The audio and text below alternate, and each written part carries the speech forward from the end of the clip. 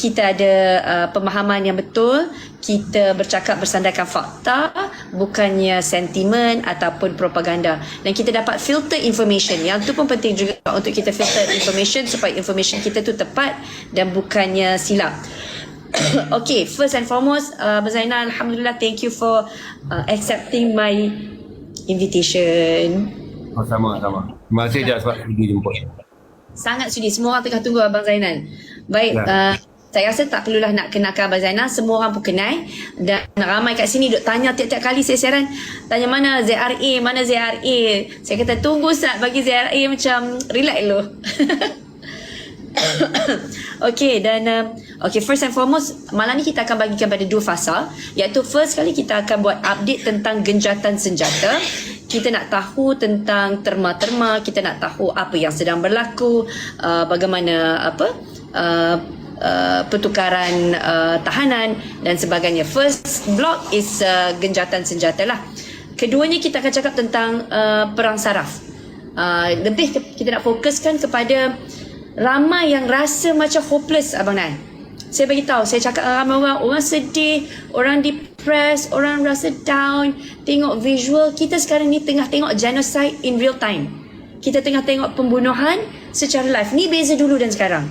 So ramai orang tengah down. Saya cakap betul-betul Abang Zainal, saya memang ada waktu tu saya memang akan menangis dan saya akan izinkan diri saya menangis. Supaya saya rasa saya tak mau tahan. Dulu mula-mula saya tahan. Tapi it comes one time, I just want to let go because I think my body needs to cry. Dan ramai macam saya, mungkin perempuan macam tu lah kot, kami manage emosi Abang Zainal. Lelaki saya tak pastilah macam mana. Jadi insyaAllah kita nak address fasa kedua untuk sedikit memberi semangat dan memberi harapan bahawasanya kita yang berada jauh daripada rakyat Palestin, walaupun dengan kita punya perkongsian itu ada impak, ada kesan. Okay, kita back to the first part of the discussion malam ni. InsyaAllah saya pun tak nak ambil masa yang begitu lama. Kita try to finish it in 1 hour, maximum 1.5. Abang Nan, kongsikan dengan kami tentang perkembangan genjatan senjata. Sebelum kita pergi tentang proses, kita share dulu pihak-pihak yang memainkan watak utama mendapatkan genjatan senjata dan apakah terma-termanya. Silakan. Bismillahirrahmanirrahim. Assalamualaikum warahmatullahi wabarakatuh. Allahumma salli ala Sayyidina Muhammad wa ala ali Sayyidina Muhammad. Gencatan dah masuk hari kedua ni hari perang. Satu gencatan senjata yang kita panggil fragile lah, sangat rapuh, dan pada bila-bila masa gencatan ni boleh saja menjadi tidak boleh dipercayai. Malah ketika gencatan senjata ni dibuat, sebahagian besar mengharapkan ia berjalan dengan baik bagi manfaat kepada 2.3 juta rakyat Palestin. Tetapi kita tahu bahawa Israel berada dalam perpecahan ketika bersetuju membuat gencatan senjata, kerana gencatan senjata ni tak perlu persetujuan kabinet Israel, dia berada di bawah kuasa Perdana Menteri. Maka Perdana Menteri Benjamin Netanyahu membuat persetujuan dengan gencatan senjata ni kerana Amerika adalah perunding bagi pihak Israel, manakala Qatar dan Mesir adalah perunding bagi pihak Hamas. Tapi gencatan senjata ni kalau kita tengok semua pandangan ahli geopolitik antarabangsa yang menyebelahi Palestin, menyimpan kecurigaan yang besar bahawa Benjamin Netanyahu akan memenuhi syarat-syarat gencatan senjata, dan kemungkinan besar dia akan mencari ruang untuk membolehkan sekurang-kurangnya dia membuat tuduhan Hamas. Perkataan yang selalu dia guna, dia lebih banyak menggunakan Hamas berbanding Palestin. Apapun kita ucap tahniah, kita ucap tahniah usaha yang telah dibuat oleh Mesir dan Qatar yang mewakili Hamas, dan berjaya membuat rundingan, walaupun dia taklah lagi besar. Kalau dulu rundingan yang pernah paling besar adalah satu tahanan Israel bersamaan dengan 1,500 orang banduan Palestin. Tapi oleh kerana kali ini tawaran yang dibagi hanya dari segi pertukaran banduan tak besar, tapi dari segi gencatan senjata. Jadi tuan-tuan kalau tanya siapakah negara yang memainkan peranan yang paling besar di balik gencatan senjata ni, sekarang ni ada dua pasukan yang memainkan peranan. Satu, kita terima kasih kepada Mesir dan Qatar yang telah menunjukkan kejayaan dari segi membolehkan gencatan senjata ni bermula. Berjaya atau tidak kita akan bincang nanti. Yang kedua adalah satu lagi pasukan yang telah pun dibentuk oleh Mesir, Qatar, Arab Saudi, Indonesia dan juga Palestin yang kini mengunjungi negara-negara yang ada dalam Majlis Keselamatan untuk membuat rundingan bagi membolehkan negara-negara ini mengundi sekali lagi untuk pro-Palestin. Sekurang-kurangnya kalaulah Amerika menggunakan kuasa veto, moral Palestin meningkat di peringkat Majlis Keselamatan dengan 14-1. Iaitu 14, itu 5, undi daripada 10 negara anggota yang dipilih dan 5 kuasa veto. Jadi ada 2 pergerakan yang sedang berlaku. Untuk pengetahuan Farah, rundingan ni agak rapuh kerana Israel meletakkan beberapa syarat yang paling berat. Saya rasa adalah satu, rundingan ni bersetuju bahawa Palestin akan membebaskan pada 4 hari pertama. Tawaran utamanya adalah 50 banduan, 50 tahanan perang daripada 230 orang tu dipulangkan. 50 tu daripada 230 orang. Manakala pihak Hamas meminta 150 banduan mereka juga dibebaskan. Okey. Dan untuk pengetahuan Farah pula, banduan yang dituntut ini adalah banduan daripada 5,300 orang yang ditahan sebelum perang 7 hari bulan Oktober. Kerana dalam perang 7 bulan Oktober ada 3,200 banduan baru yang tak disenaraikan dalam rundingan ni. Jadi antara yang dibebaskan tadi adalah Aisyah Al-Apa. Dia dah 7 tahun di penjara. Dia adalah banduan yang paling tragik lah, kerana kesalahan dia hanyalah tidak berhenti ketika sekatan jalan raya. Jadi Aisyah diseret dan dihukumkan penjara 10 tahun. Jadi dia dah lalui penjara 7 tahun dan dia pulang ke kampung dia di Nablus tadi, diraihkan dalam satu perhimpunan besar-besaran rakyat Palestin walaupun perintah larangan ada. Cuma pertukaran banduan ni adalah sebahagian yang kita fikir taklah berat untuk pihak Palestin penuhi. Cuma yang jadi isu yang kita bincangkan sekarang ni adalah pihak Hamas telah mengeluarkan kenyataan mereka tak gembira dengan perjalanan menuju ke 48 jam. Yang kedua adalah satu, jumlah truk yang dibenarkan masuk untuk membawa bantuan dikurangkan. Tak sebanyak seperti mana yang dijanjikan 300, tapi ada data mengatakan last minute Israel ubah jadi 200 je. Yang kedua adalah Israel tak membenarkan orang-orang yang tinggal di Gaza Utara pulang ke Gaza Utara. Itu yang semalam berlaku tembakan menghalang orang-orang Palestin yang lari meninggalkan Gaza Utara. Gaza Utara ni ada 450,000 orang Palestin. Kita tak tahu berapa lari, tapi saya ambil lah satu kerangka mudah adalah mereka yang tinggal di kem Jabalia. Itu adalah kem yang ada 100,000 orang Farah. Sekarang tinggal 30,000 orang. Berarti kita kata kalau daripada kem tu 70,000 orang yang dah keluar.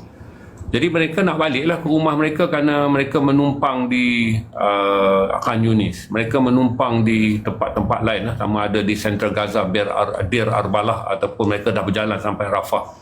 Dengan kedudukan 70% rumah dah musnah. Dan mereka lari ke kampung daerah orang lain yang kemah tak ada, tempat pelarian sementara tak ada, malah kem-kem pelarian yang masih ada di kawasan luar daripada Gaza Utara dan Gaza City pun telah dibom dengan bertubi-tubi. Jadi kalau para tanya syarat yang paling sukar dan Israel akan gunakan sebagai merapuhkan perjanjian ini adalah dia akan setakat ni belum ada dilaporkan pembunuhan ke atas rakyat Gaza yang mau kembali ke Gaza Utara, tapi semalam mereka lepaskan tembakan menghalang. Tapi rakyat Gaza tetap menggunakan laluan Salah ad-Din untuk balik, sama ada mereka terperangkap di Deir Arbalah, mereka terperangkap di Gaza City, ataupun mereka berada di Khan Yunis ataupun di Rafah paling selatan. Dan yang kedua adalah hanya 196 truk yang dibenarkan masuk hari ini, iaitu truk yang membawa bantuan makanan, perubatan, 150,000 liter diesel dan 84 tan gas yang akan diperlukan oleh masyarakat Gaza, terutama mereka yang ingin mendapatkan bekalan elektrik dan hospital yang berada dalam keadaan kritikal. Saya follow ni kebanyakan daripada Perhatian Antarabangsa yang telah melihat sejarah perjanjian ataupun teruslah kita panggil gencatan senjata ni. Dan kita lihat balik sejarah perang tahun 2014, perang 50 hari. Banyak kali buat gencatan senjata dalam tahun 2014, kita ada perang 50 hari, mereka menyerang Gaza. Dan mereka akan melanggar. Dan satu Farah kena ingat, ucapan Perdana Menteri dan juga Menteri Pertahanan Israel tidak menggambarkan mereka mau meneruskannya. Kita boleh gambarkan mereka mengatakan satu, tentera mereka yang telah ada di muka bumi Gaza tak akan berundur. pengopongan ke atas hospital sama ada Hospital Indonesia, Hospital Al-Shifa, Hospital Al-Aqsa masih lagi diteruskan. Jadi ini meletakkan Palestin hanya ada satu atau dua pilihan terbaik daripada gencatan ini, iaitu satu adalah membolehkan rakyat Palestin yang terhimpit telah dibom 46, 47 hari, 48 hari itu menarik nafas sikit. Yang kedua adalah bantuan perubatan. Dan yang ketiga adalah membolehkan mereka yang parah dapat dibawa pergi ke Hospital Medan, keluar daripada sempadan Palestin dan kemudian pergi ke Hospital Medan. Yang setakat ni kita anggap kata cara tak rasminya tu 77 orang dah pun selamat menerima rawatan dan kembali daripada 211 orang yang pulang kerana tersangkut di sempadan. Itulah angka-angka yang ada hari ini dan itulah saya brief awal. Semua pemerhati antarabangsa terutama ahli-ahli geopolitik yang pro kepada Palestin menganggap Israel akan mencari ruang dan mereka akan menggunakan terma yang sama bahawa Hamas telah melanggar perjanjian ini ataupun terma yang paling rapuh, iaitu mereka mengatakan dalam syarat perjanjian ini penduduk di Gaza Utara tak boleh pulang ke Gaza Utara. Ini sangat sukarlah nak dipenuhi oleh orang-orang Gaza Utara yang mereka lari ke tempat orang dan kemudian mereka pun tak dapat perlindungan dan mereka balik nak tengok kaum keluarga ataupun saudara mara mereka. Dan saudara Farah kena ingat Farah, di Gaza Utara dan juga di Gaza Tengah ramai lagi, lebih kurang 5,000 ke 6,000 jenazah belum ditemui di bawah timbunan bangunan. Jadi ada keluarga yang merasakan waktu mereka lari, mereka mungkin dalam keadaan panik, tapi mereka sedar bahawa jenazah anak mereka tak ditemui ataupun anak jenazah bapa dia tak ditemui. Oleh kerana orang Islam ni adalah orang, kita adalah orang yang menghormati jenazah, semua orang nak balik tengok yang terkambus ataupun yang masih ada atau masih tak ada.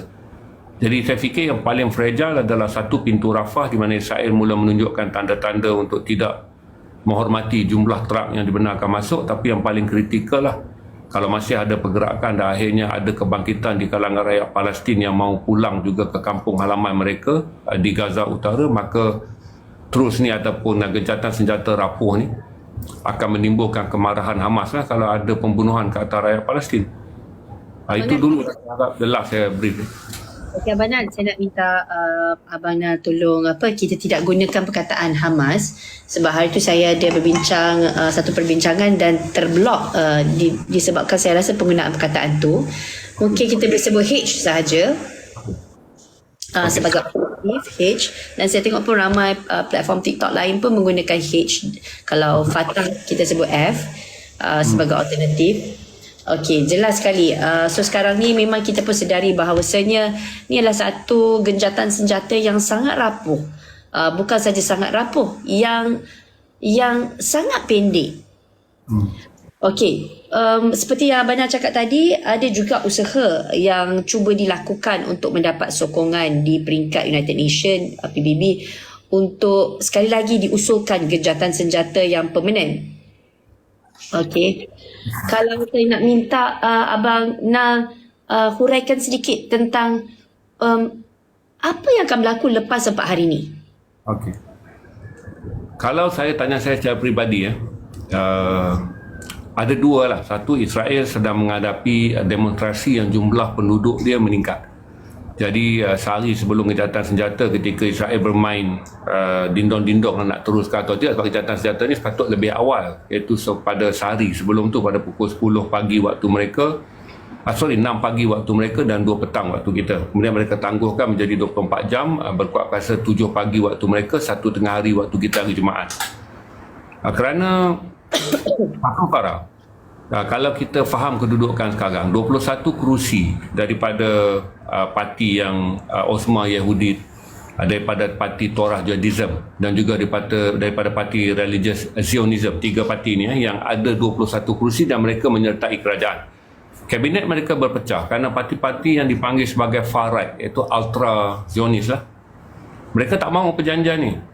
Tapi Benjamin Netanyahu masuk pada perjanjian ini adalah kerana dia kena mendengar satu daripada dah berkali-kali Amerika minta dia menyertai, satu adalah kurangkan pengeboman apa segala macam lah, dia tak mahu, maka dia ambil. Dalam perjanjian ni, Palestin hari ini pihak Is telah membuat lebih budi pekerti lah, walaupun syarat dia lepaskan 13. Okey, dan dia dapat balik 39. Tapi orang-orang berfikir bahawa mereka nak lepaskan tahanan yang bukan warga Amerika dan warga Israel sebagai tanda menghormati.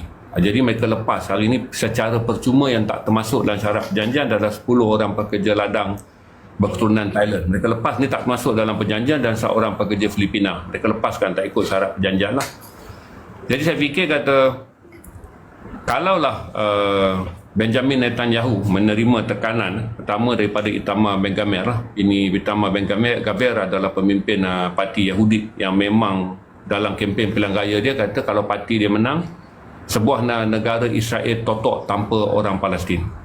Kemudian parti ini ada 8 kerusi. Kemudian dia disokong pula United Torah Zionism yang dipimpin oleh Moshe Gafni. Ini lagilah dahsyat. Dia punya kempen pilihan raya, dahlah dia nak halau keluar 5.8 juta orang Palestin di tebing barat dan juga di Gaza. Dia nak halau juga keluar 1.9 juta rakyat Palestin yang telah diterima menjadi warga negara Israel di atas nama Arab Israelian.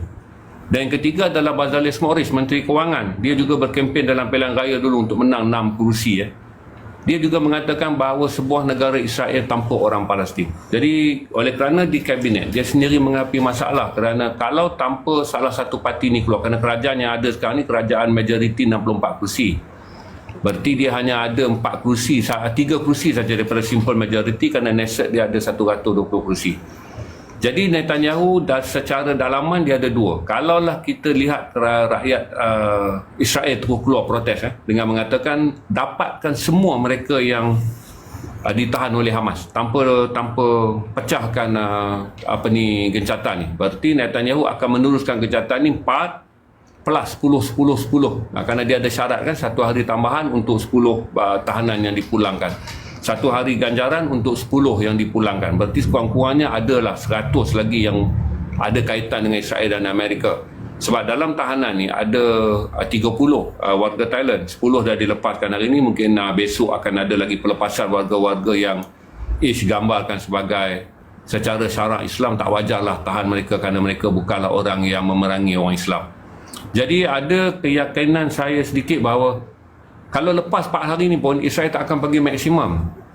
Kerana kalau mereka pergi kepada maksimum, matlamat utama mereka, kerana kita kena tahu bahawa kalau kita repeat balik ucapan-ucapan yang disampaikan seminggu selepas serangan 7 Oktober tu, Israel tetap nak 3 perkara. Pertama, dia nakkan Gaza City dan Gaza Utara, iaitu 2 wilayah yang ada di bahagian dekat dengan sempadannya yang dikatakan sebagai wilayah terkuat dia nak.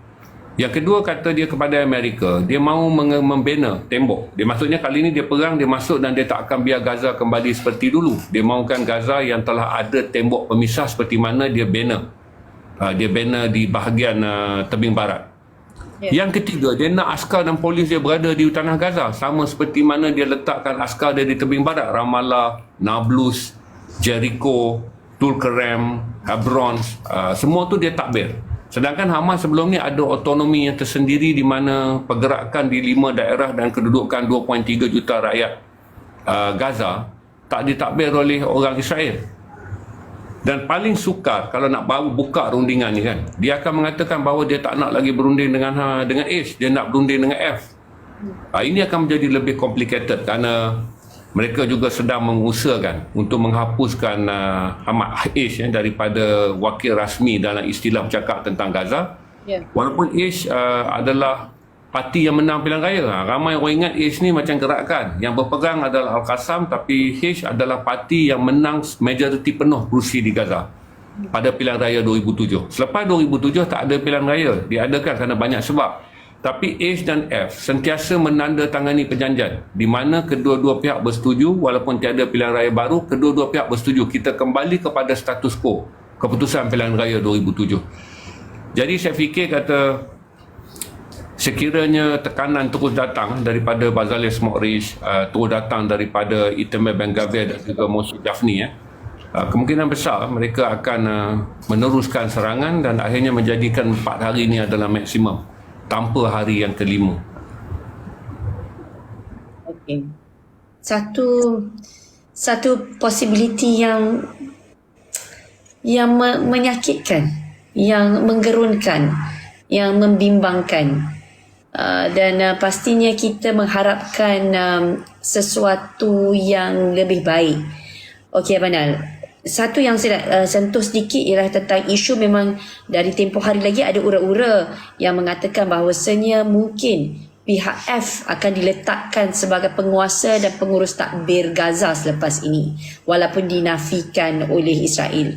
Tapi itulah dia gosip-gosip yang tular berkenaan hala tuju Gaza daripada kacamata perspektif Israel dan juga Amerika. Ataupun ada juga ura-ura yang mengatakan mungkin akan diletakkan perwakilan Amerika di situ juga. So ada macam-macam possibility. Amerika I don't think so of course. Ataupun daripada Israel sendiri. So jadi apa kemungkinan yang the most likely akan berlaku? Sebab jelas masyarakat Palestin di Gaza menolak Israel pertama sekali dan menolak pentadbiran F. Dia bukan kabar angin. Ini adalah hasil lawatan yang ketiga Anthony Blinken pergi ke Gaza. Anthony Blinken pergi ke Tel Aviv, kemudian dia pergi ke Ramallah dan berjumpa dengan Presiden Mahmud Abbas. Memang itu yang mereka lobby. Mereka lobby untuk menjadikan perunding tunggal bagi semua rakyat Palestin adalah Mahmud Abbas. Itu yang sah, Farah, bukan gosip. Berarti rujuk balik pertemuan lawatan ketiga Anthony Blinken. Seusaha negara Amerika pergi dan dia mengadakan pertemuan dulu dengan Perdana Menteri Israel. Kemudian daripada Benjamin Netanyahu dia pergi berjumpa dengan Presiden Palestin yang juga daripada F. Dan ini keputusan yang mereka keluarkan. Kemudian rakyat Gaza tolak. Berarti dia bukan kabar angin. Berarti ada solusi untuk mengasing dan juga untuk menyisihkan Ish. Dengan mengatakan bahawa rundingan-rundingan seterusnya yang akan dibuat selepas ini hanyalah dengan F. Tapi dia tak boleh dilaksanakan kerana saya katakan tadi, kedua-dua pihak antara F dan H, mereka ada perjanjian yang mereka renew setiap kali mereka tak buat pilihan raya, iaitu status quo, di mana tak bolehlah nak rampas keputusan yang telah dipersetujui bahawa keputusan pilihan raya 2007 terguna pakai sampai 2023. Jadi saya fikir kata dia sebenarnya macam ni Farah. Kalau kita lihat fakta geopolitik, kita akan pening sebab fakta ni kita sedang bercakap tentang Israel. Susahlah kita nak anggap kata ini mereka yang jujur bagi mereka yang mengikuti perjanjian Oslo 1993 bila Shimon Peres dan juga Yasser Arafat menandatangani perjanjian pembentukan dua buah negara. Hinggalah kedua-dua menang anugerah Nobel 1993 kerana dianggap sebagai pelopor kepada keamanan dunia. Tapi dalam pilihan raya, kemudiannya rakyat Israel tolak. Shimon Peres kalah dia. Naiklah Yitzhak Rabin.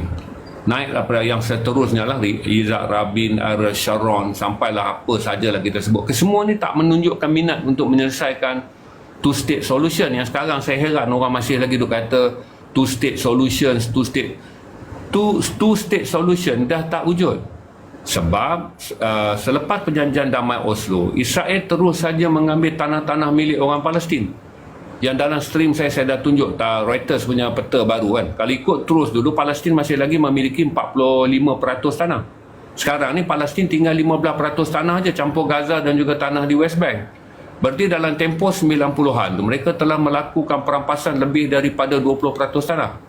Berarti untuk tuan-tuan yang menonton malam ni, berarti dari segi kita bincang detail macam mana pun fakta dia, Farah, Israel adalah penipu yang akan menganggap, tambahlah gencatan senjata ni kan, dia bukanlah gencatan senjata yang di bawah United Nations. Dia hanyalah inisiatif Qatar campur dengan Mesir, berunding dengan Amerika. Qatar dan Mesir bercakap bagi pihak Hamas, Amerika berunding bercakap bagi pihak Israel. Berarti Israel boleh langgar pada bila-bila masa. Sebab kalau kita fikir sincerity tak ada dalam perjanjian ni. Dia tak sama seperti kita lihat perjanjian waktu perang Rwanda. Dia tak sama dengan kita lihat perjanjian yang dibuat waktu berlaku Ethiopia punya krisis sebelum ni. Di mana kedua-dua pihak ada kesungguhan untuk memenuhi perjanjian ni. Kerana Israel memang daripada awal bila dia bertindak, dia dah bagi tahu 3 syarat yang dia nak. Dia nakkan tentera dia kekal di Gaza dan Gaza City, Gaza Utara dan Gaza City. Dia nak bina tembok dan dia nak letakkan pasukan polis dan tentera dia. Kita ambil itu saja, bahawa selagi syarat itu tak boleh menguntungkan mereka untuk capai 3 syarat tu, Syarat-syarat yang ada sekarang ni memang sangat rapuh lah hanya untuk misi bantuan, dan kita pun di luar kan. Kita memang mengharapkan syarat ni dipenuh 4 hari bagi membolehkan orang Palestin menerima bantuan perubatan, makanan, bahan bakar, bagi membolehkan hospital yang masih lagi terperangkap dengan mereka yang tak boleh dibedah, ubat tak ada, kanak-kanak yang memerlukan inkubator. Kita nak itu je selesai. Dia tak boleh letak harapan besar pada gencatan senjata ni sebagai perjanjian damai, sebab dia hanya gencat je. Waktu perang dengan Lebanon pun dia langgar, perang tahun 2006 dia langgar banyak kali gencatan senjata, dan waktu balik pada 2014 pun dia langgar banyak kali dalam perjalanan perang 50 hari tu. Berarti kalau tanya saya, dia fakta membaca perjanjian ni tak boleh sama macam kita baca perjanjian yang lain. Kerana perjanjian yang lain kesungguhan dua pihak untuk berdamai. Dalam kes ni Israel tak mahu. Cuma Israel ada dua tekanan. Dia dah menolak banyak pandangan Amerika, kali ni dia ambil. Yang kedua, Benjamin Netanyahu bimbang kerana demonstrasi pada hari Rabu. Waktu dia nak buat gencatan hari Khamis, kemudian dia tunda pada hari Rabu tu dah ada 10,000 orang dah yang mula berkumpul dan mula mengadakan demonstrasi menuntut supaya semua rakyat Israel yang ditahan di bawah Aish diusahakan untuk dibawa pulang. Berarti sebahagian besar daripada golongan liberal, golongan tengah lah kita panggil di Israel, lebih mengutamakan membawa pulang rakyat mereka daripada meneruskan serangan ke atas Gaza. Tapi dia berbezalah, sebuah negara kadang-kadang suara civil dia tak sama dengan suara politik. Di dalam politik pula Benjamin Netanyahu menghadapi masalah dengan 3 parti ni. Kalau parti ni tarik sokongan, kerajaan ni akan rebah, kerana dia kerajaan 64 kerusi. Sama ada Bezalel Smotrich tarik sokongan, Bezalel ada 6 kerusi. Sama ada Moshe Jafni tarik sokongan, dia ada 7 kerusi. Sama ada Itamar Ben-Gvir tarik sokongan. Ni 3 parti yang saya sebut tadi kan. Aspirasi mereka masa berkempen adalah menghapuskan orang Palestin daripada tanah yang mereka gazet sebagai tanah Israel.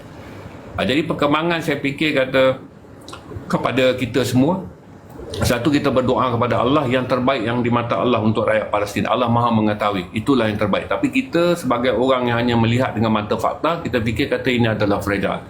Ini adalah perjanjian yang Israel tidak berada dalam semangat yang tinggi untuk menghormatinya. Daripada bila-bila masa mereka akan langgar. Sekarang ni dia gunalah istilah balik ke Gaza Utara tu. Dan semalam dia lepaskan tembakan amaran. Kalau bila-bila masa dia nak langgar gencatan ni, ketika rakyat Palestin berpuluh ribu orang sedang berjalan kaki daripada laluan Salah ad-Din ni untuk balik ke Gaza Utara, dia tembak mati, dia bom, berarti Aish akan marah. Maka gencatan senjata ni akan terburai begitu saja, sebab dia sangat-sangat rapuh. Dan Israel kelihatannya tidak berminat.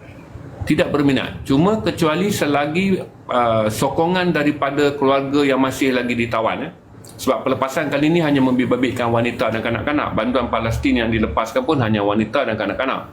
Manakala tahanan yang dilepaskan di bawah 39 orang kota tetap tu adalah wanita juga. Dan kanak-kanak di kalangan masyarakat Israel yang ditahan oleh Aish. Jadi saya tak mau jadi tukar ramal, tapi kita boleh faham Israel tidak berminat. Sebab saya 30 tahun lebih parah mengikuti perkembangan. Tak ada perjanjian pun yang kita boleh selak balik daripada tahun 73, selak tahun 87 Intifada, Oslo 1963. Oslo tu besar sebab dia bertaraf perjanjian, dia bukan gencatan senjata. Israel langgar. Dia tak mahu pun. Malah daripada perjanjian tu PBB kata mestilah memulangkan kembali 45% tanah orang Palestin berdasarkan pada peta 67. Daripada 93 dia sepatut undur. Bukan dia undur, dia ambil lagi sampai sekarang tanah dalam campur tebing barat dan juga Gaza hanya tinggal 15% je tanah milik rakyat Palestin. Okay, itu yang saya rasa menarik juga point tu. Sebab bila saya buat a bit of research, begitu ramai lagi negara-negara barat, termasuklah negara kita yang mahukan two-state solution.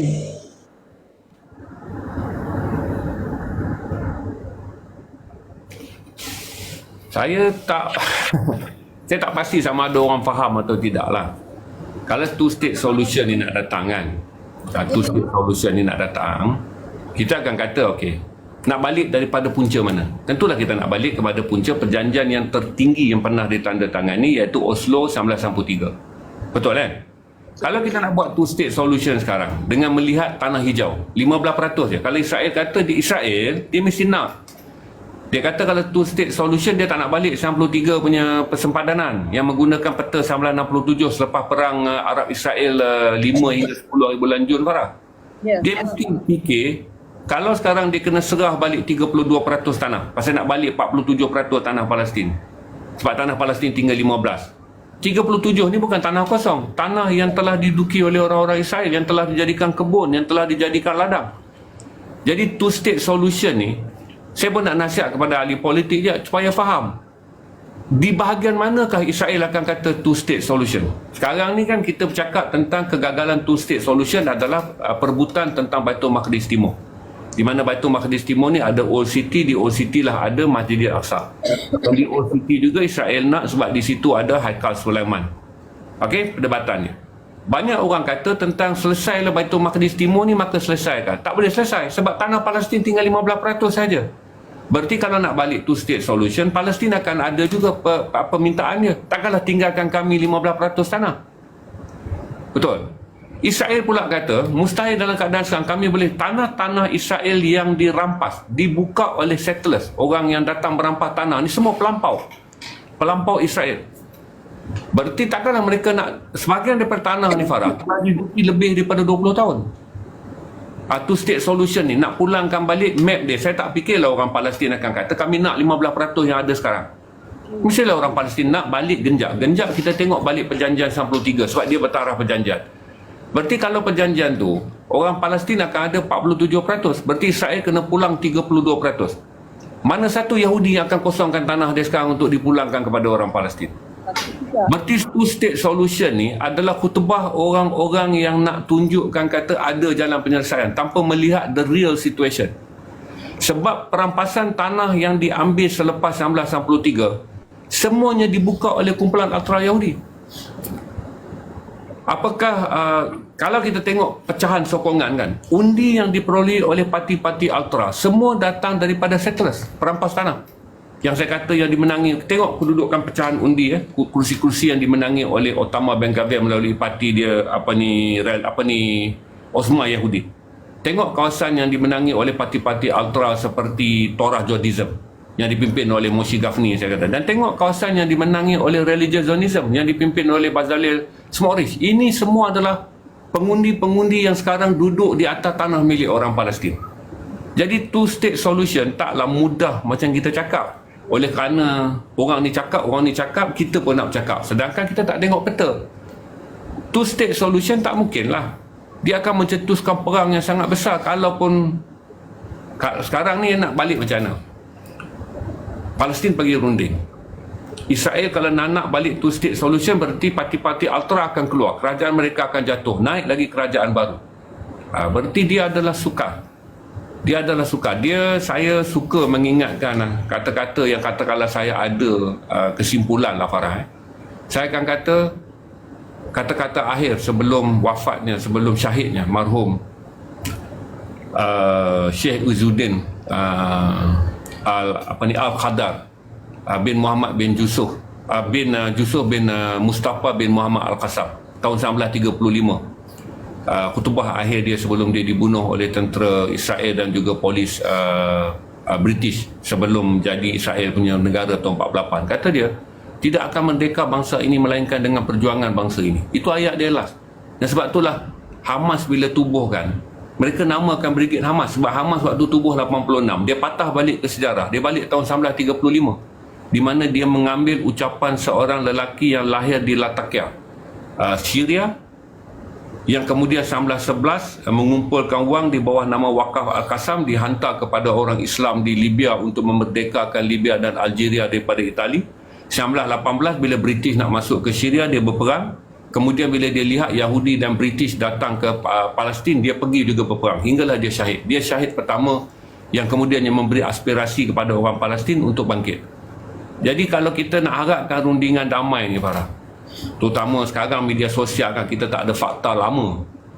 Kita cuma ada fakta 7 Oktober sebab di TikTok semua. Tapi fakta lama adalah bagaimana Israel mengkhianati perjanjian Oslo dengan menghukum Shimon Peres sebab dia yang sign. Dia sign sebagai Perdana Menteri dengan Yasser Arafat. Lepas tu dia dikalahkan oleh Yitzhak Rabin. Lepas tu naik era Sharon, Yitzhak Rabin, Ehud Olmert, semua ni adalah Perdana Menteri yang sampai sekarang Benjamin Netanyahu. Yang pada mereka two state solution ni hanya dipertuturkan oleh orang-orang yang tak faham Yahudi, kata mereka. Kalau kita masih bercakap tentang two state solution, kita ni dianggap sebagai orang yang hanya berfikir tanpa melihat perangai Yahudi dan juga tanpa melihat sejarah Yahudi dalam perundingan. Baik, malah mereka yang berada dalam United Nations juga mengatakan bahawa two state solution ni dianggap sebagai satu bahan jenaka. Mereka pun tahu ini bukanlah sesuatu yang akan berlaku. Ini apa yang dikatakan oleh seorang pegawai United Nations yang mula-mula waktu serangan hari itu dia letak jawatan. Saya tak ingat nama dia siapa, Abang Zainal. Ya, seorang yang bertugas sebagai apa ni humanitarian yang tak bersetuju kerana United Nations tidak mengambil langkah tegas. Saya pun tak boleh ingat nama dia. It's a good guy yang meletak jawatan kerana rasa malu dengan pelanggaran hak asasi manusia dan jenayah perang, tapi PBB kelihatan tak boleh bertindak. Jadi dia tak mau terlibat, tangan dia kotor kerana dia berada pada satu jawatan yang dia tak boleh mengekang kezaliman kat orang Palestin. Dia meletak jawatan, saya pun tak ingat nama dia.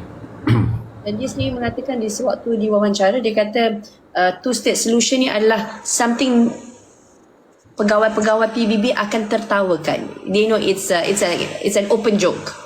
Ya. It's a joke dalam United Nations itu sendiri. Okey, dalam semua yang berlaku dalam beberapa hari ini, apakah statement yang telah dikeluarkan daripada pihak H ataupun sayap ketenteraan mereka Al-Qassam? Saya tengok yang last tadi lah, petang tadi, Ish mengeluarkan rasa kecewa lah kerana dia kata satu adalah tembakan ke atas rakyat Palestin yang nak pulang ke Gaza Utara. Tapi Israel akan jawab ini ada dalam syarat perjanjian di mana tak boleh balik ke Gaza Utara. Dan yang kedua adalah jumlah truk makanan yang truk yang dibenarkan masuk daripada Sinai Mesir ke Rafah Palestin, truk tu juga dikurangkan, tidak mencapai 300. Hari ini hanya 196. Jadi kita dah nampak tanda-tanda bahawa Israel nak balik ke medan perang. Sebab tu dalam gencatan senjata ni, apa kata Israel? Kami akan meneruskan perang, kami akan meneruskan perang. Tiga orang bercakap ni. Benjamin Netanyahu, kami ingin meneruskan perang. Baca balik Yoav Gallant, Menteri Pertahanan, kami ingin meneruskan perang. Baca balik apa Naftali tu, kami ingin meneruskan perang. Berarti mereka berada dalam keadaan, sebagai contoh Farah, kepungan ke atas hospital Indonesia, kepungan ke atas hospital Al-Shifa dan kepungan ke atas hospital Al-Aqsa yang ada di Gaza Utara, yang ada di Gaza City. Mereka masih kekal kepung. Dan kita tak tahu sekarang ni sama ada bantuan minyak dan perubatan ni mereka benar akan masuk ke hospital tu atau tidak. Sebab mereka mahu hospital tu musnah dan berundur. Sebab hospital tu berada dalam zon yang mereka nak, iaitu Gaza Utara dan juga Gaza City. Mereka tak benarkan. Berarti akhirnya kalau bantuan ni masuk pun, mereka akan mengatakan bantuan ni hanya hantar ke mana-mana tempat sampai ke sempadan Dir Arbalah saja, iaitu Gaza Tengah. Dan tumpulah di Khan Yunis. Sebab tu mereka bom Khan Yunis bertalu-talu masa 48 jam sebelum perjanjian ni dicapai. Bom jalan raya, musnahkan bagi membolehkan bekalan makanan sukar sampai ke utara Gaza. Jadi kalau tanya saya kan dalam perjanjian ni, kalau saya tak tanya saya Farah Israel menanti masa je untuk melanggarnya. Mereka tidak ada minat pun untuk taat pada perjanjian ni, kerana perjanjian ni akan merugikan mereka. Cuma kita berharap masyarakat sivil terus bangkit dan membuat tekanan supaya masyarakat Israel yang sekarang mahukan nyawa tahanan perang tu terus saja mengadakan demonstrasi. Sebab kalau ikut Israel ni, dia dah tak peduli dah 230 tebusan ni. Dia dah tak peduli. Sebab tu daripada hari pertama dia tak mau bercakap tentang rundingan ni. Tapi oleh kerana ada 3 tawaran tekanan yang telah dikenakan oleh Amerika dan mereka tak ikut, maka kali ini mereka kena ikut. Tapi saya lebih suka tuan-tuan membaca wawancara di Al Jazeera dengan Noam Chomsky, Noamchomsky. Noam Chomsky adalah seorang yang dilahirkan sebagai warga Israel, lahir di Haifa. Kemudian dia menjadi remaja berusia 15 tahun yang menanggung rasa sedih dan bersalah melihat bangsa dia menganiaya orang Palestin. Kemudian dia pergi ke Amerika. Dia menjadi seorang genius dalam kognitif linguistik. Selain daripada seorang genius yang dianggap 8 genius terpenting abad ke-21, dia juga adalah seorang yang figura yang memperjuangkan nasib orang Palestin. Dia mengkritik segala dasar Israel. Hari ini dia dah berusia 84 tahun. Masih lagi bercakap bahawa apa yang ada dalam mulut Amerika. Dia rakyat Amerika sekarang. Dia kata apa saja yang keluar daripada mulut Joe Biden adalah kata-kata yang telah disumbat oleh orang Israel ke mulut dia. Berarti Biden sendiri adalah orang yang sekarang berada dalam keadaan dia harus bercakap apa saja yang menguntungkan Israel. Jadi tak nampak benda ni sebagai satu perjanjian yang boleh membawa kepada hari depan yang lebih baik. Walaupun kita orang Islam, kita nak kebaikan untuk Gaza. Okey, antara doa dan antara realiti kita kena ukur kedua-duanya. Doa kita berserah kepada Allah. Sekurang-kurangnya kalau Farah izin kalau Farah izin lah saya cerita sikit untuk tuan-tuan. Kita ada ramai orang tak Farah? Sekarang ni dalam 2.7. 2.7 ribu orang yang ada. Saya selalu mengambil iktibar daripada perang Baghdad. Apabila Hula Burhan ni Allah, kita kata bila Allah nak ia terjadi. Jadi siapa yang pernah baca tentang perang 1266, perang 1262, perang 1266 dan serangan-serangan lebih awal. Apabila cucu Genghis Khan, 3 cucu Genghis Khan ni Monggi yang dipilih menjadi raja, kemudian Berk Khan yang lahir daripada ibu seorang Islam tetapi adalah hamba perang, manakala seorang lagi adalah Hulagu Khan. Hulagu Khan ni dia serang Baghdad pada tahun 1258 tahun 1258 Hulagu Khan ni serang, dia kepung Baghdad dan Baghdad tidak mendapat pertolongan daripada empayar-empayar Islam yang lain. Maka dia serang, dia bunuh 200,000 lebih orang Islam, kan? Termasuk Sultan Hasyaman. Dia tangkap Sultan Hasyaman, dia biar Sultan Hasyaman tengok dulu penyembelihan hinggalah dipenuhi dengan darah dan bau mayat seluruh kota Baghdad tu waktu Empire Abbasid, dan akhirnya dia sembelihlah Sultan Islam ni. Dan dia bergerak pergi. Nasib baik dia masa dia keluar tu, cita-cita dia 5 benda yang dia nak buat. Pertama adalah menjatuhkan Baghdad, kedua memusnahkan Mekah, memusnahkan Madinah, memusnahkan Damsyik dan memusnahkan Baitul Maqdis. Ini cita-cita dia. Dan Allah ubah haluannya. Lepas dia menang saja dengan Empire Abbasiyah di Baghdad, dia memilih untuk pergi berperang di Damsyik untuk melawan Empire Ayubiyah. Dan ketika dia menang dengan Empire Ayubiyah, saudara dia mati, Monggi Khan ni pun mati, dan dia pun balik. Nak balik, dia tinggalkan dulu 20,000 tentera dia dalam perjalanan untuk memusnahkan Baitul Maqdis pada tahun 1258. Bila dia keluar, Monggi Khan ni kan dah jadi raja, dia arahkan dua beradik ni pergi perang. Berki ni pergi, Berk, saya sebut Berki tapi orang kata Berk Khan yang paling betul, dia mati, yang ni Hulagu. Berki Khan ni pun pergi dan dia diarahkan untuk menyerang daripada Bukhara, pergi Samarkand, masuk ke Kiev, Ukraine sampai ke Rusia. Apa berlaku kepada Berk Khan? Dalam perjalanannya, dia telah berjumpa dengan seorang ulama sufi yang sangat terkenal. Maka dia tanya pada ulama sufi ni, tahukah engkau bahawa kami adalah angkatan perang yang akan memusnahkan Bukhara? Kata ulama sufi ni, kamu tak akan boleh musnahkan apa saja sesuka hati kalau tanpa izin Tuhan aku. Dia tanya, siapa Tuhan kamu? Tuhan kami adalah Allah. Maka Syekh ni memperkenalkan kepada dia tarikat Alawiyah ni, bagi tahu kepada dia, dan akhirnya Berk Khan ni masuk Islam. Okey, ni cerita semua orang boleh baca, bukan sejarah fiction. Ini adalah cerita Berk Khan, Hulagu Khan dan juga Monggi Khan, cucu kepada pemerintah Mongol yang sangat terkenal iaitu Genghis Khan. Bila Berk Khan balik pada hari kematian abangnya, dia nasihat pada Hulagu, kamu telah melancarkan perang dengan membunuh orang yang tak berdosa, kamu bunuh banyak orang Islam. Dan dia dah masuk Islam. Bila dia patah balik dan sampai di Bukhara, maka dia tahu angkatan ni akan mula pergi pada Mekah dan Madinah dan seterusnya menjatuhkan sepenuhnya Empire Ayubiyah dan masuk nak pergi ke Baitul Maqdis. Apa kata orang Islam kepada Berk Khan? Dia kata, wahai Berk Khan, kamu adalah seorang Muslim, maka hari ini kamu kena berperang untuk mempertahankan Islam. Maka berlaku keajaiban tentang 3 orang kafir ni, Monggi, Hulagu dan Berk Khan. Seorang telah memeluk Islam, seorang telah mati dan seorang nak menurunkan perang. Akhirnya Berk Khan ni berperang dan dia menyelamatkan Empire Islam. Dia menyelamatkan Mekah, dia menyelamatkan Madinah, malah dia menyelamatkan semua empire apabila dia membunuh saudara dia sendiri, Hulagu Khan, seorang daripada tentera Mongol yang sangat kejam. Jadi pada tahun 1262 hinggalah tahun 1266, 4 tahun perang yang sangat panjang daripada Kaukus sampailah ke Rusia. Peperangan untuk dia menghalang saudara dia daripada terus membunuh orang Islam. Selepas saudara dia telah membunuh lebih 200,000 orang Islam dalam perang yang sangat besar. Jadi kadang-kadang saya nak bagi nasihat kepada sekarang kita berada dalam zaman sekarang Farah, kita lihat semua kekejaman. Padahal Islam telah pun melalui banyak proses perang yang kejam ke atas Islam, dan perang yang paling kejam ke atas Islam adalah perang di Baghdad, di mana apabila orang Mongol datang dan membunuh 200,000 lebih orang Islam. Tapi kalau kita bercakap geopolitik ni, dia adalah ilmu yang ada dalam pengetahuan manusia.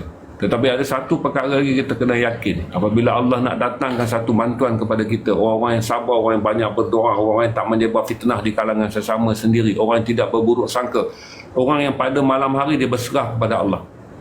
Tapi masalah kita ni Farah, dalam keadaan susah ni, yang saya panggil keturunan-keturunan Raina An-Najjar ni masih banyak yang menjadi pemfitnah di kalangan dalam sendiri. Raina An-Najjar hari ni viral lagi lah. Raina An-Najjar ni dulu waktu dia ni sentiasa dibayar, dia adalah seorang influencer yang sentiasa dibayar. Raina An-Najjar ni seorang Egypt, tapi tak tahu di mana dia buat story dia. Pada perang 2012 dialah yang menimbulkan sentimen kata Bashar al-Assad dahsyat, jahat. Hari ni dia rilis video, kononnya dia berada dalam hospital Al-Shifa. Dia kata dia dalam hospital, dia jururawat, dia nampak banyak orang Hamas dalam hospital Al-Shifa. Jadi orang-orang seperti Raina An-Najjar yang akan meneruskan sejarah Abdullah bin Ubay daripada zaman Nabi Muhammad SAW. Orang-orang ni akan banyak di kalangan kita. Sebab tu dalam stream ni saya bagi tahu, selain daripada kita nak melihat geopolitik, perang ni juga adalah penting untuk melihat itikad kita Farah. Janganlah jadi penyebar fitnah, janganlah kita burukkan orang kita tak tahu. Semalam saya stream, saya hari-hari sekarang saya akan cerita, kamu tak suka Arab Saudi kerana mereka Wahabi, kamu tak suka Arab Saudi kerana raja mereka membazir. Tapi kamu kena ingat, Arab Saudi ini pernah berperang, dan sekarang Arab Saudi adalah negara yang mendanai projek yang paling besar untuk bantuan kemanusiaan. Semalam saya dah tunjuk KS Saudi, baca dalam berita harian, KS Relief telah meluluskan 40 juta bantuan pertama yang dia kata dia serahkan kepada pasukan Bulan Sabit Merah Mesir untuk laksanakan pentadbiran. Itu adalah dana pertama yang Arab Saudi bagi. Dan Arab Saudi sekarang menaja gerakan 5 negara. Yang saya kata tadi, Arab Saudi, Qatar, Indonesia, Mesir dan Palestin sedang melawat dan pergi ke seluruh negara-negara yang ada kuasa veto untuk memujuk mereka dalam perhimpunan agung, dalam perhimpunan Majlis Selamatan akan datang. Sekurang-kurangnya kita menang 14-1. 14 negara memihak pada Palestin. Jadi kadang-kadang yang ada dalam hati orang Islam sekarang ni, macam mana Allah nak bantu sebahagian daripada kita sedang berdoa untuk keselamatan saudara kita, sebahagian daripada kita sedang menyebarkan fitnah antara kita, sama ada seburuk Abdullah bin Ubay daripada zaman Rasulullah ataupun seburuk Raina An-Najjar pada zaman kita yang ada sekarang. Itu saya bagilah, selain daripada kita nak bercerita tentang fakta ni Farah. Kita ni adalah umat yang dilatih oleh Allah. Buka Quran pun kita belajar sejarah.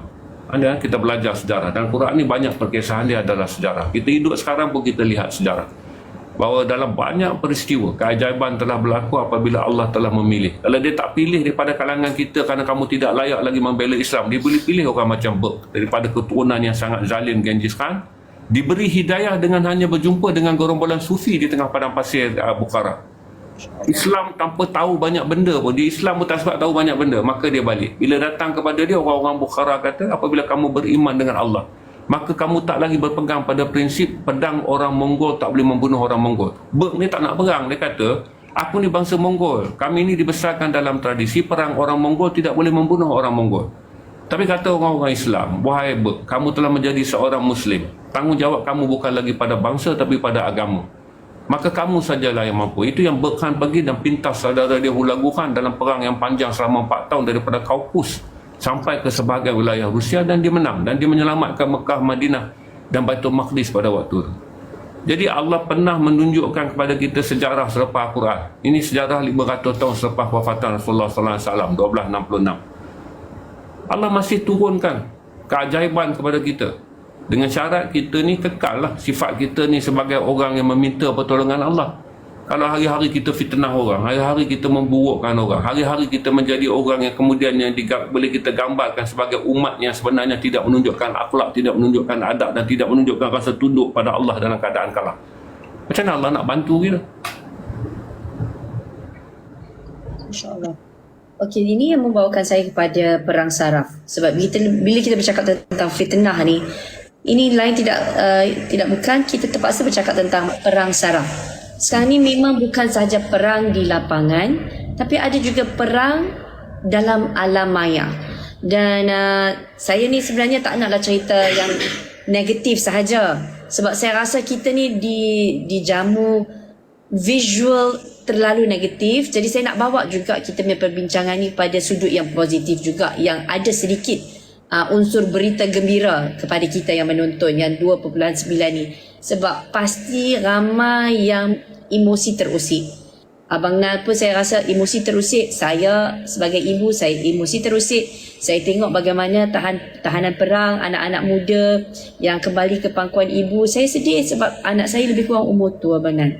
Jadi saya terasa, malah saya membaca dah banyak berita-berita tentang anak-anak yang didera dari segi mental, fizikal dan seksual dalam tahanan penjara Israel.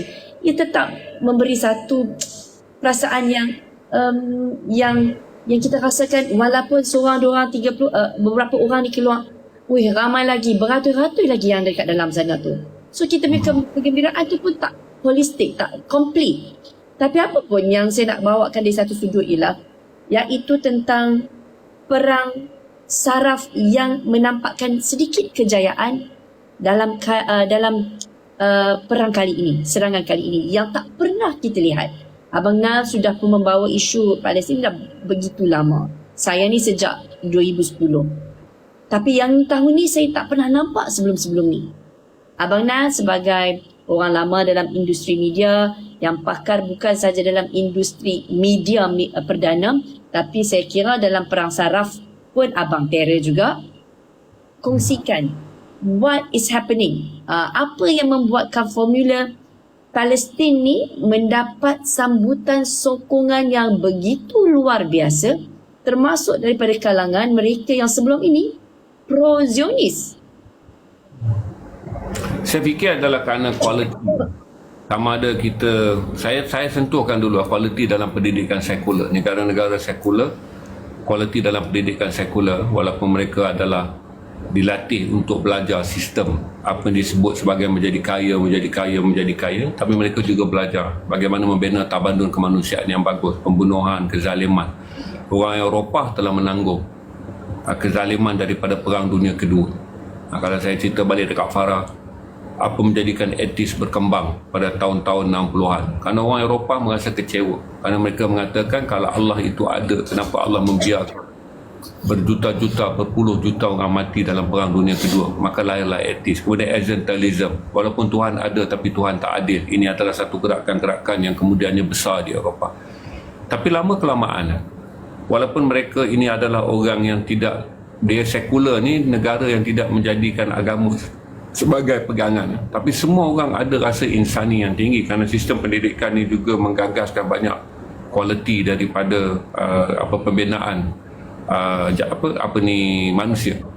Saya fikir kata salah satu daripada sokongan kuat yang kita dapat, terutama Sepanyol. Kita dengan Spain ni, Farah, adalah tanah yang paling banyak kita berperang. 500 tahun perang dengan Sepanyol daripada era Tariq bin Ziyad pergi menyeberang ke Gibraltar, melancarkan perang, sampailah perang daripada 1427, perang hujung Sultan Muhammad Al-Fatih dalam menakluk Kosovo.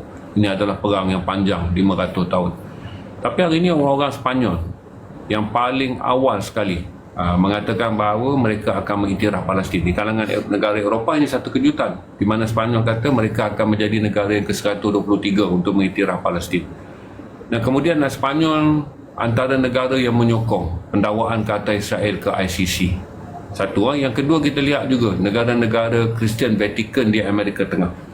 Ini kalau saudara tengok pendirian-pendirian yang dikeluarkan daripada 12 buah negara yang memutuskan hubungan diplomatik, orang-orang yang paling banyak adalah orang-orang Kristian dan negara-negara Kristian di Amerika Tengah yang memutuskan hubungan. Kerana apa? Kerana ketika rakyat Palestin sekarang 7 juta jadi pelarian, orang tak ramai tak tahu. Saya tanya dengan tuan-tuan, benua manakah yang paling ramai, kedua paling ramai orang Palestin? Dia adalah benua Amerika Tengah. Di mana paling ramai orang Palestin menjadi pelarian daripada jumlah 7 juta tu, 3.3 juta adalah di Jordan. Tapi negara kedua menerima orang Islam yang paling ramai adalah Chile. Sebab tu Chile buat keputusan cepat untuk memutuskan hubungan, sebab dia ada perasaan kerana orang Palestin telah tinggal dengan mereka sejak tahun 67 bila orang Palestin lari selepas kalah perang. Kemudian kalau kita tengok balik Colombia, campur dengan Honduras, campur dengan Mexico, ada 650,000 orang pelarian Islam. Kemudian kalau kita pergi sampai ke Argentina, 60,000 orang Palestin menumpang hidup selama lebih 5 dekad dekat situ. Umur saya lah, mereka berunduk ni pada 5 hingga 10 hari bulan Jun lepas kalah perang tahun 67. Saya lahir ni 30 Jun. Jadi dengan perkara-perkara yang ada ni tuan-tuan, apa Farah, kualiti orang untuk melihat kebaikan tu ada, dan kemudian mereka juga melihat orang-orang Palestin yang menjadi pelayan di negara mereka adalah bangsa yang datang dengan sifat yang baik. Maka tu mereka kenal orang Palestin. Diaspora Palestin ni 30 negara. Dengan jumlah yang paling kecil adalah di Jepun, 10,000 orang. Jepun tahun 2005 menjadi negara yang kedua. Selain daripada Jordan yang menyerap pelarian Palestin sebagai warga negara, Jepun menyerap 10,000 orang pelarian Palestin pada tahun 2005 sebagai warga negara. Sebab tu saya kata kalau kita ambil Kristian Katolik ni kan musuh Islam yang besar, kalau kita nak sebut. Tapi di Amerika Latin, mereka telah melupakan sejarah perang yang panjang kerana mereka fikir kata di atas nama Kristian yang baik, mereka harus juga menghormati orang Islam yang telah dianiaya, iaitu orang Palestin. Sebab tu saya rasa sedih apabila fitnah dan juga penghinaan-penghinaan ke atas orang Palestin, sama ada H atau F, masih lagi dibuat oleh orang kita. Kebencian kita kepada Iran, kebencian kita pada Saudi masih lagi menjadi naratif harian kita. Yang saya kata kepada tuan-tuan, kalau tuan-tuan luaskan minda tuan-tuan lihat, tuan-tuan lihat betapa kasihnya orang-orang yang berada di Amerika Tengah. Telah mereka terima orang Islam. Mereka terima orang Islam tahun 67. Hingga Chile ni, negara dia bukan kaya, tapi dia ada jumlah pelarian Palestin yang kedua terbesar di bumi Chile. Mereka ni pula kemudiannya sekarang ni kan, kalau orang kata kalau kita terlampau pro Palestin, kita akan diboikot, kita akan diboikot kalau kita terlampau anti Israel. Ini Afrika Selatan, dia bukan kaya. Ini Bolivia, Colombia, Chile, dia bukan kaya. Dia putuskan hubungan dengan Israel tanpa sedikit pun takut kepada apa yang mereka sebut sebagai mengharapkan belah ehsan ekonomi daripada Amerika, kerana mereka berpegang kepada prinsip bahawa ini adalah orang Islam. Ini adalah orang Islam. Sebab tu saya kadang-kadang bila saya sedih, saya bukanlah kata sedih apa, saya sedih kerana bagaimana orang-orang bukan Islam melihat isu ini dalam bentuk yang sangat kondusif, kasihkan pada orang Islam. Sedangkan kita ni banyak habiskan perang dengan saling memfitnah dan saling membenci satu sama lain. Kita akan ada perbezaan, cuma saya kata perbezaan kita tak suka Arab Saudi sebab raja dia macam tu, sebab dia Wahabi. Kita tak suka Iran sebab dia Syiah. Letakkanlah dalam satu kotak yang berasingan. Betul, perkara yang benar. Bagaimana Iran membantu dan bersungguh-sungguh dengan menggunakan proksi dia di Yaman, proksi dia di Iraq, Hezbollah sebagai proksi dia untuk cuba melakukan sesuatu. Bagaimana Saudi walaupun dia tak mampu berperang dan tak mampu memutuskan hubungan diplomatik, tapi dia menggerakkan pasukan diplomatik yang kuat. Yang sekarang ni saya kata 5 negara. Dan semalam dia umumkan bantuan. Itu pakej pertama 40 juta. Malaysia bawa keluar 1 juta bantuan pun jadi isu. Kenapa tak pakai duit zakat? Kenapa tak pakai itu, tak pakai ini? Dan saya berterima kasih pada satu perhimpunan di Kota Baru oleh orang-orang Marhain. Orang Kelantan ni bukan semua kaya, Farah. Walaupun ada lah, saya tengok gelang berkepuk. Tapi mereka mengumpulkan 3.1 juta pada satu majlis untuk diberikan pada Palestin. Ini benda yang kita nak buat. Kalau saudara tengok balik perhimpunan di Kota Baru, saya tak mau sebutlah dan jadi politik, tapi yang paling penting isi perhimpunan tu. Orang benar ni, orang wanita menanggalkan gelang mereka, orang lelaki menanggalkan jam. Tunainya adalah 2.7 juta. Aset yang boleh dicairkan daripada sedekah pada majlis itu adalah 400,000 lebih. Berarti di tempat-tempat di mana kalau kita nak letak redha Allah ni, Farah, kita tak boleh letak redha Allah dengan kebencian. Kita maki orang tu, kita maki lepas tu kita nak suruh Allah tolong Islam, Allah tolong kita. Tak mungkin lah. Hendaklah kita tunduk pada Allah dengan mengatakan, kami telah mencuba segala yang terbaik menjadi hamba-Mu dengan mengikut segala perintah Rasul-Mu, iaitu berkasih sayang, elak daripada fitnah, tidak menyebarkan fitnah. Kami belajar daripada semua ya Allah yang telah Kau ajarkan pada kami, sama ada daripada Rasulullah ataupun sejarah selepas Rasulullah. Perjuangan Salahuddin Al-Ayyubi kalau baca, bukan hari ni dia menang, dia berperang dengan begitu lama. Saya nak cerita nanti makan masa. Saya cerita tadi pula tentang Berkhan. Kalau baca menitik air mata. Waktu tu tak ada orang nak lindungi. Mekah, Madinah berada dalam senarai untuk dimusnahkan. Dan tak ada orang nak. Empayar-empayar lain semua tak nak perang, takut, gentar. Maka Allah kata, kalau dah tak ada, aku ambil seorang daripada golongan orang kafir, aku bagi dia hidayah untuk masuk Islam dengan hanya bertemu dengan karavan ahli sufi, dan kemudian dia akan memimpin angkatan perang yang akan menyelamatkan Mekah dan Madinah. Baca sejarah perang 1262-1266, Berkhan. yang orang Islam tu tak berapa minat nak baca lah. Itu adalah sejarah-sejarah penting. Tengok Saladin 200 tahun sebelum tu, lepas Berkhan 200, kemudian Muhammad Al-Fatih. Jadi benda-benda macam sejarah ni Farah, kita kena belajar supaya dia mendidik kita bahawa Allah telah menunjukkan jalan-jalan bagi orang Islam untuk macam mana menjadi kuat. Pertama, menjadi kuat bukan kerana senjatamu, bukan kerana menjadi kuat kerana kamu pergi dan hari ini kamu menang. Menjadi kuat apabila kamu menunjukkan sifat penyerahan, maka aku akan bantu. Jadi kalau kita fitnah, saya marahlah satu orang tu, saya panggil orang yang kaki fitnah ni Farah, semua saya inbox datang. Saya kata, tuan, saya tak nak bergaduh. Tuan kata Hamas adalah jelmaan semula Hamas adalah jelmaan semula ISIS. Hamas adalah jelmaan semula Daesh. Abang Ish adalah jelmaan. Dia cuba menggambarkan. Saya jemput dia dengan elok dan saya panggil 7-8 kawan jemput dia. Datang ke studio, saya duduk. Saya tak akan berdebat.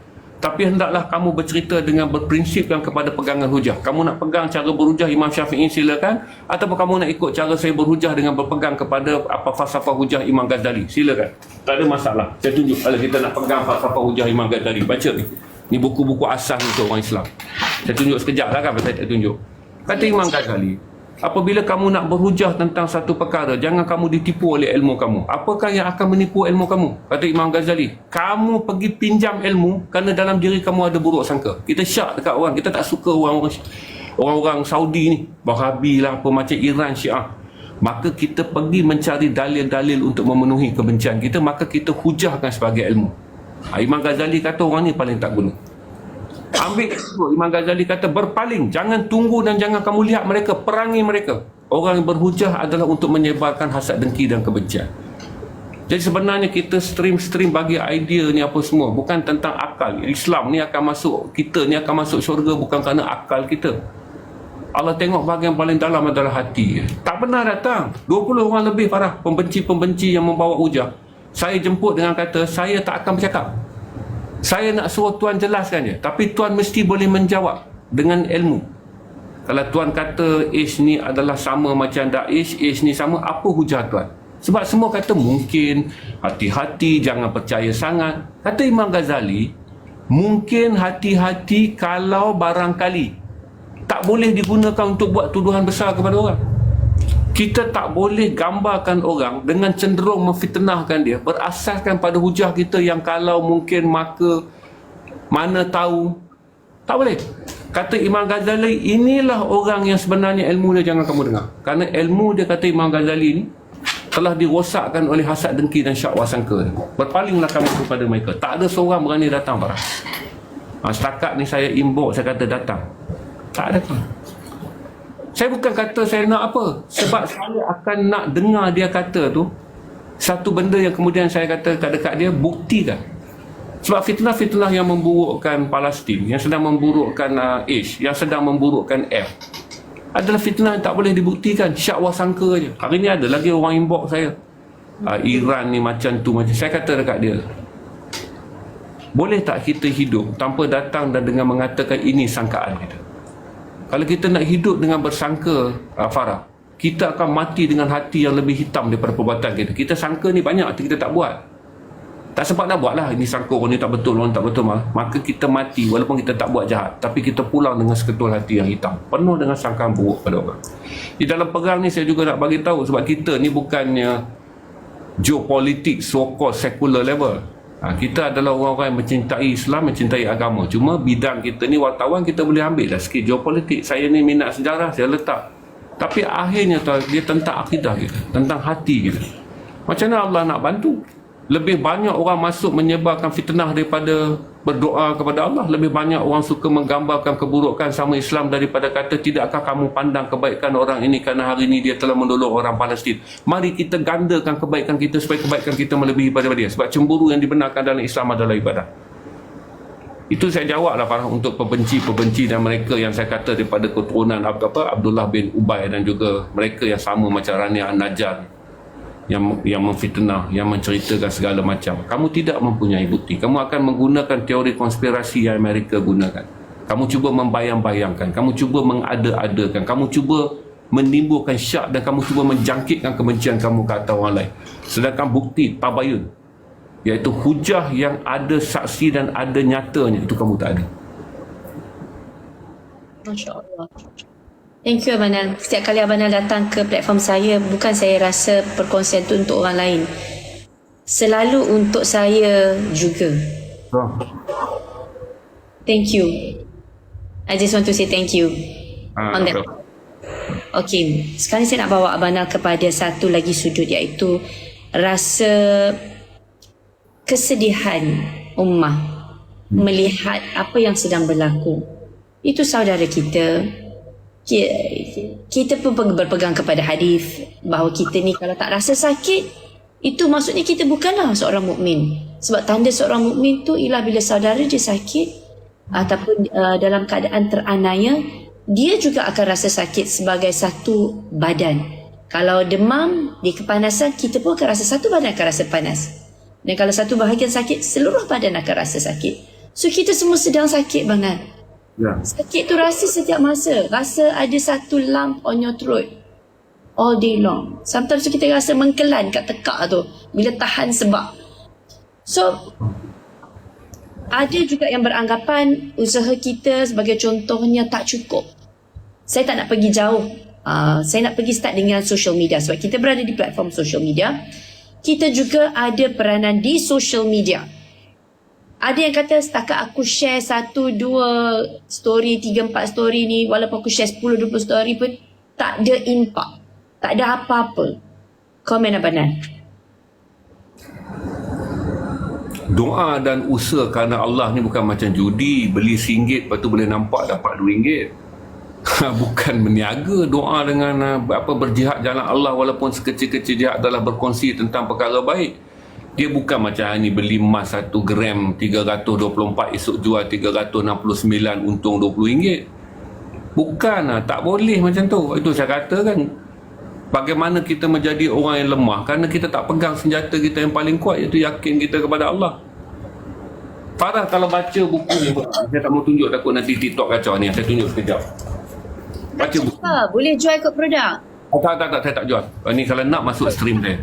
Kalau nak beli macam mana? Hobi saya. Kalau Farah DM lah, saya post. Buka. Ya. Ini buku Muhammad yang ditulis Martin Link. Saya baca ni Farah. Berarti macam ni lah. Saya bagi tahu kepada tuan-tuan. Bahagian satu motivasi untuk orang demotivated. Saya ni baca bahagian Sayyidatina Khadijah. Sebab saya ni orang yang hot tempered. Farah kerja dengan saya tahulah saya ni hot tempered. Saya percaya kepada shouting, jelkah orang, push orang. Jadi bila saya tua, saya bacalah bahagian dalam buku ni tentang kasih sayang Sayyidatina Khadijah. Dan sampai sekarang bila saya stream pun, saya stream ni Farah, saya akan sentiasa ingat Zainal banyakkan cerita kepada orang seperti mana apa yang dilakukan oleh Sayyidatina Khadijah kepada Rasulullah. Di mana Sayyidatina Khadijah ni setiap kali dia datang jumpa Rasulullah, dalam buku yang ditulis oleh Martin Lim, dia tak pernah minta apa satu pun doa Rasulullah untuk diri dia, mendoakan diri dia masuk syurga pun tidak. Hari-hari dia datang, sampailah Rasulullah ni, kan banyak ayat turun kan, Allah kata hidayah di tangan aku, hidayah di tangan aku. Orang di belakang ayat tu adalah Sayyidatina Khadijah. Kerana dia kata, ya Muhammad, bukankah orang ini saudaramu? Kenapa kamu tak minta Allah bagi? Bukankah kamu kekasih Allah? Datang Jibril turun, tegur lagi, kamu hanya boleh dakwah hidayah tangan Allah. Sayyidatina Khadijah tengok abang Sayyidina Ali, dua orang tak dapat Islam. Kata dia, Muhammad, ketika kau masih kecil, Ali membontotimu. Sayyidina Ali ni kau bontot dia. Bukankah dua abang dia yang melindungi kamu? Tak ada orang berani usik kamu kerana dua abang mereka. Dan apabila kamu masuk Islam, abang dia menjauhkan diri daripada kamu. Aku berasa sangat sedih kerana mereka mencintaimu Muhammad. Daripada kamu kecil sampailah ke Rasulullah. Daripada sini kita akan belajar Sayyidatina Khadijah ni pada ada zaman Rasulullah pun dia datang dengan penuh kasih sayang. Tapi dia tak dapat semua benda yang dia minta pada Rasulullah. Dia isteri, suami dia Rasul. Dia tak dapat. Tapi ibrah dia lah yang kita belajar hari ini. Bahawa yang meminta itu adalah isteri Rasulullah, kedudukan dia mulia, dia minta terus kepada Rasulullah, Rasulullah doa tu kepada Allah. Tapi kalau Allah kata tak bagi, tak bagilah. Macam saya kata tadi juga, bila kita tengok daripada perang 1262, perang 1266, kisah Berkhan ni, bila dah empire yang lain semua buat tak tahu, maka Allah kata kalau dah tak ada aku pilih. Berarti saya nak yakinkan semua orang, kita ni stream orang Islam, kita bukanlah macam tengok stream podcast barat yang duk cakap pasal Palestin dan Israel, kerana mereka bercakap daripada fakta. Tapi kita ni ada iman. Maka tu saya ada keyakinan kata kalaulah perang ini kita lihat kalah dari segi realiti dia, kita masih boleh menang dari segi iman. Jangan kalah dua-dua.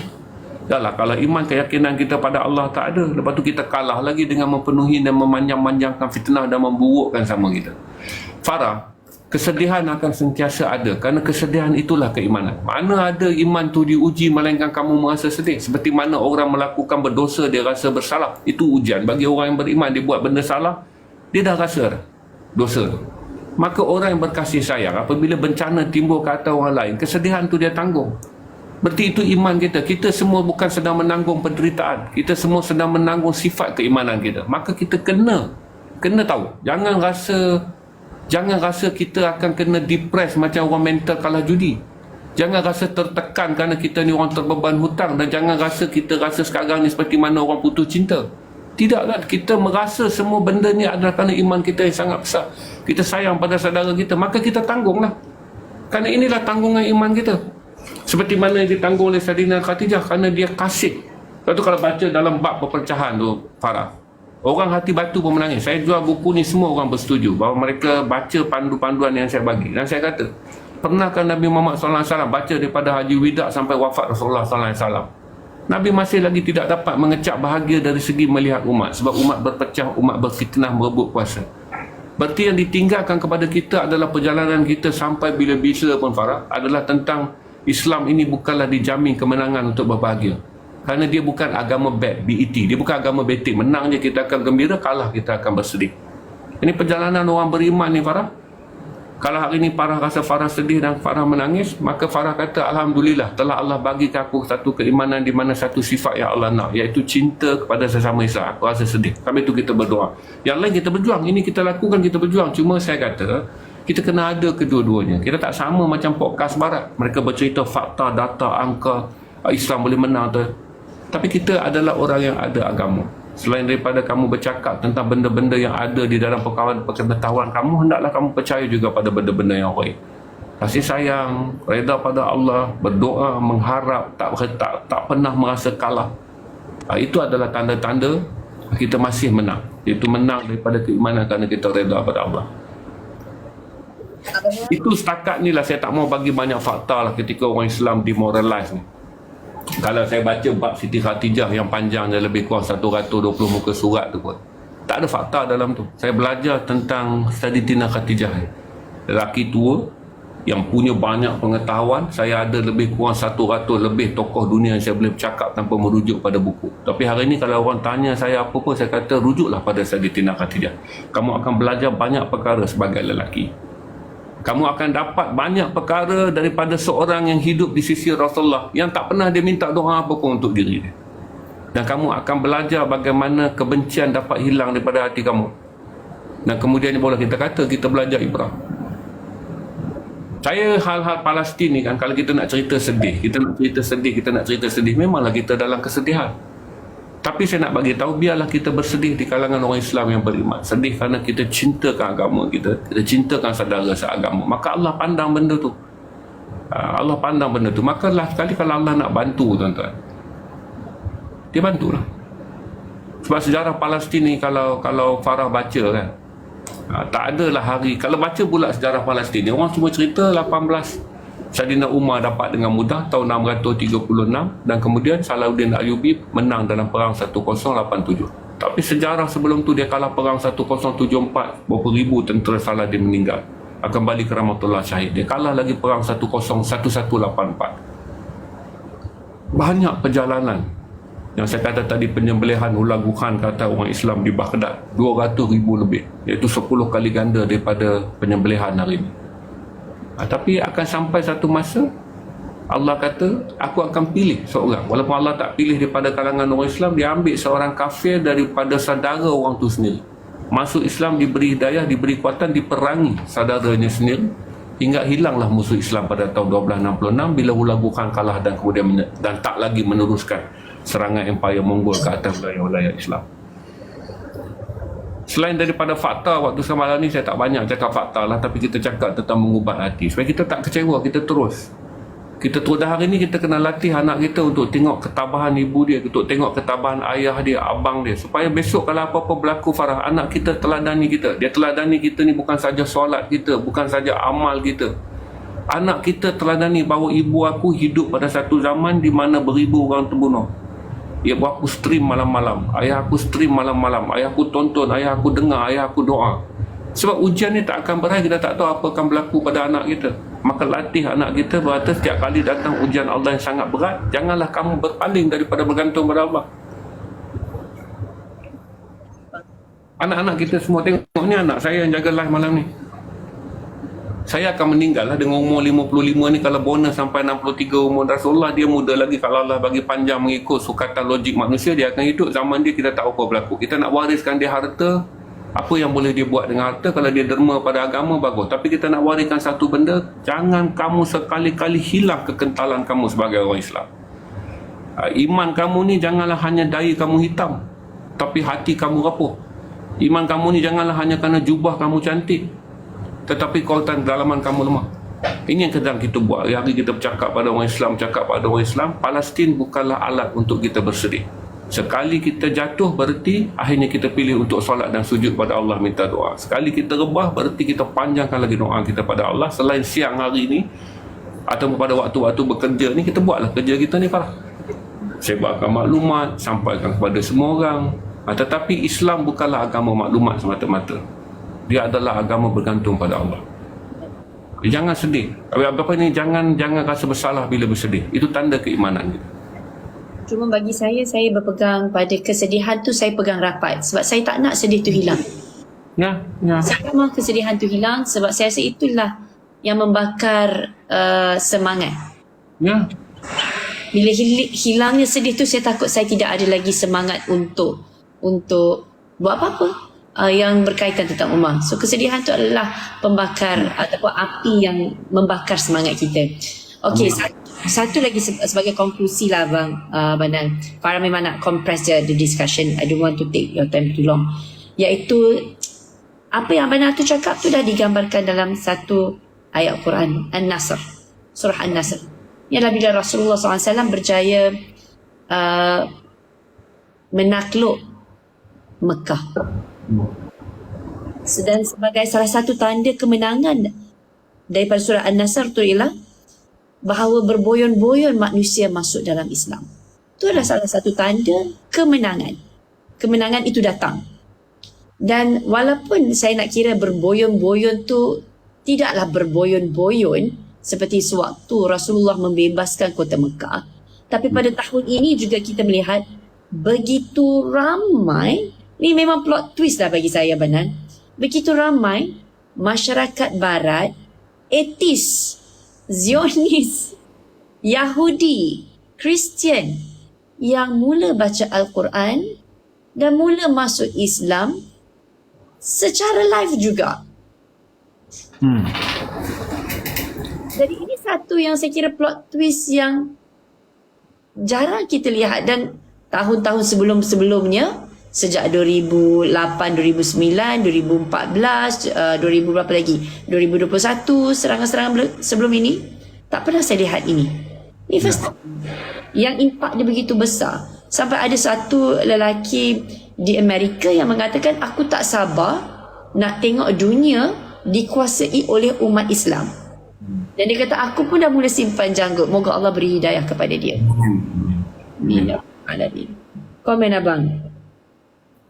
Komen saya itulah, Farah. Kita akan lalui hari yang lebih sukar kalau gencatan senjata ni tak berlanjutan. Ada potensi gencatan senjata ni akan dikhianati oleh Israel.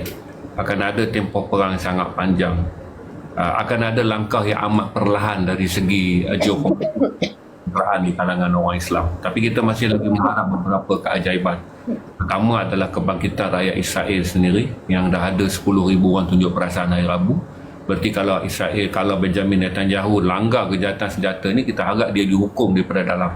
Di mana rakyat di sini akan bangkit demonstrate kerana sokongan kepada keluarga-keluarga yang belum lagi mendapat pelepasan tebusan juga satu ancaman dalaman.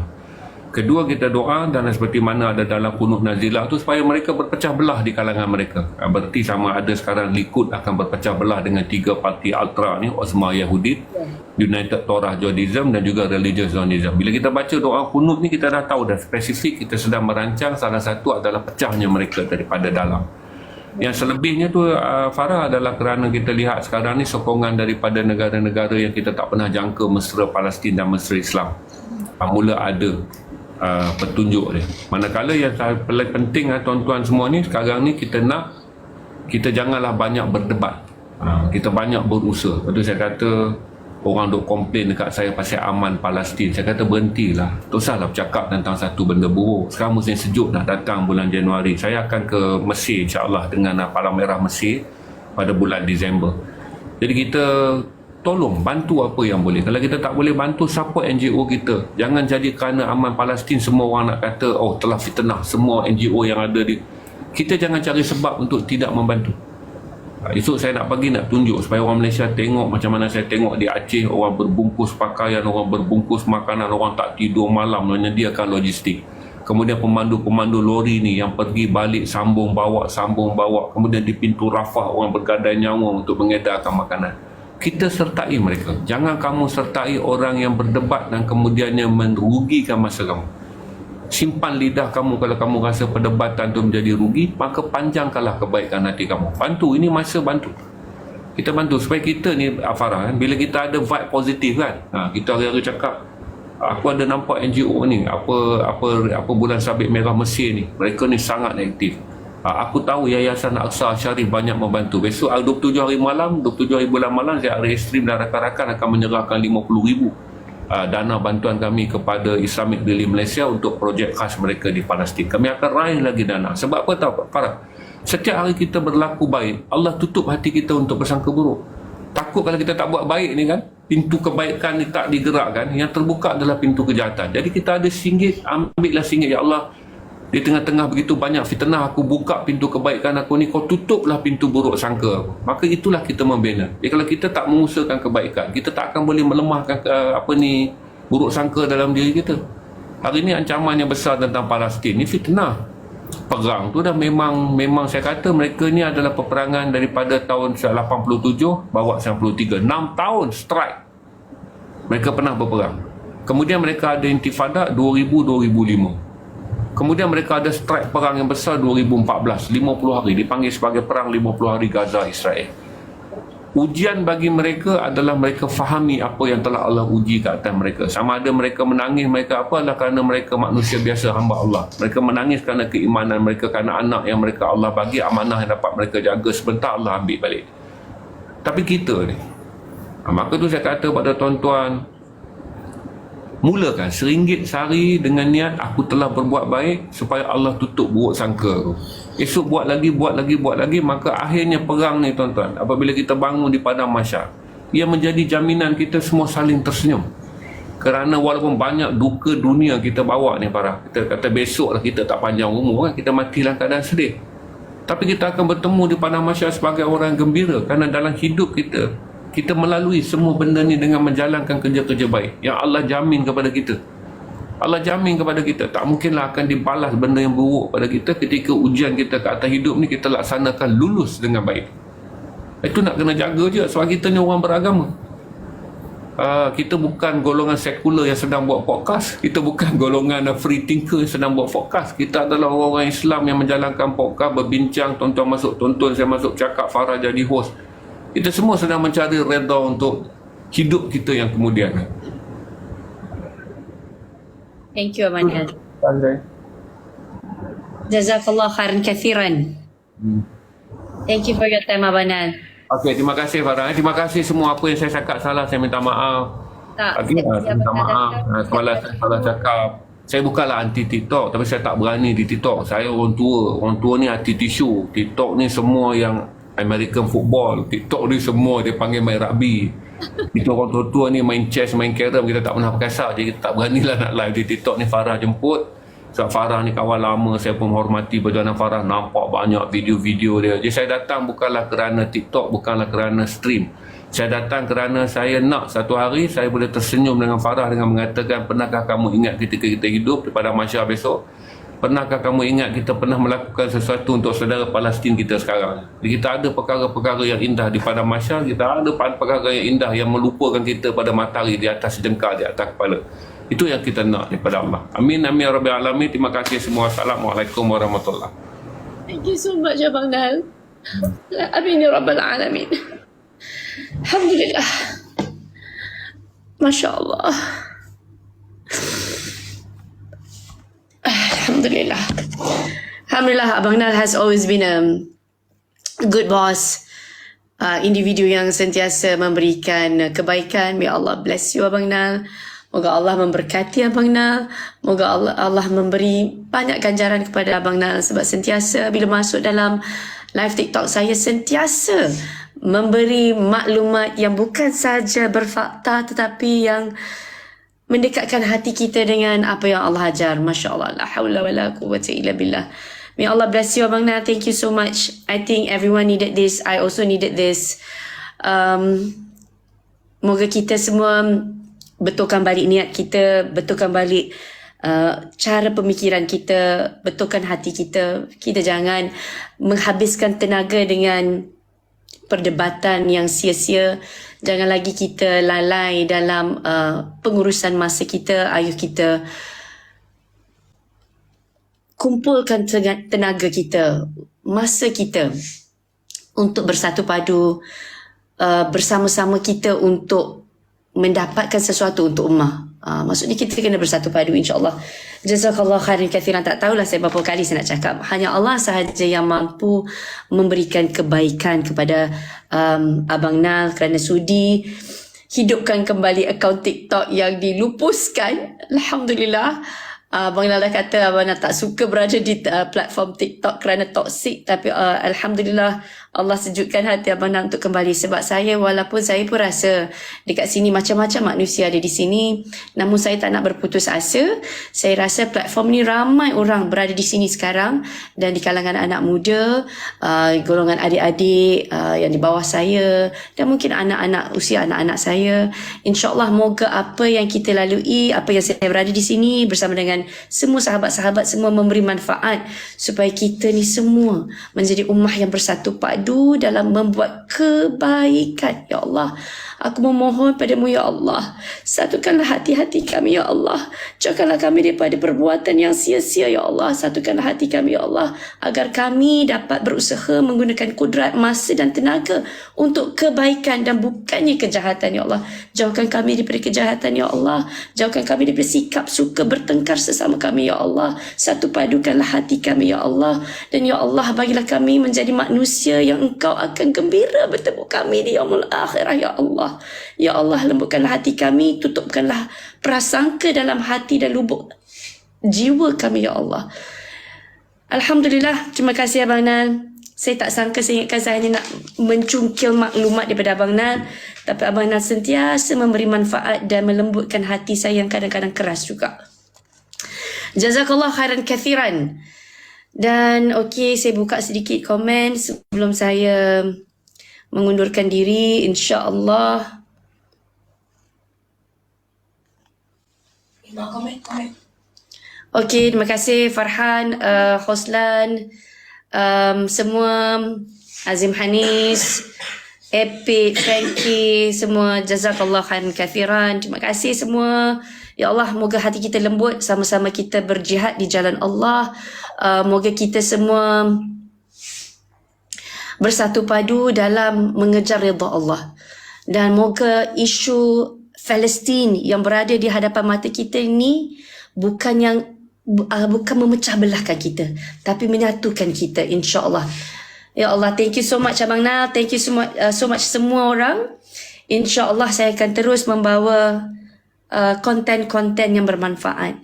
Moga kita sentiasa istiqamah dalam melakukan kebaikan. Moga kita bila berhadapan dengan mereka yang mengajukan soalan, kita sentiasa memberikan fakta dan kita berpandukan Al-Quran dan Sunnah Rasulullah dengan kasih sayang, insyaAllah. Jazakallah khairan kathiran para penonton semua, insyaAllah. Itulah Terbaiklah Abang Zainal. Memang setiap kali dia datang, dua benda yang saya dapatlah setakat ini dalam segala perbincangan Abang Zainal.